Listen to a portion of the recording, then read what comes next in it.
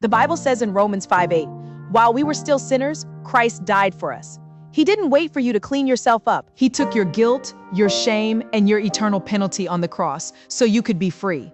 But that freedom must be received. Right now, he stands at the door of your heart, knocking. Don't wait. Tomorrow isn't guaranteed. Open the door, confess with your mouth that Jesus is Lord, believe in your heart that God raised him from the dead, and personally accept his sacrifice for you. Salvation is ready. Step into it now. Your eternity begins with one urgent decision. Choose him today. We all need Jesus.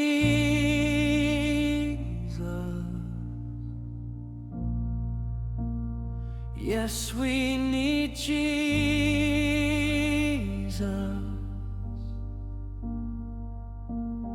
You need him too. Yes, you need Jesus in your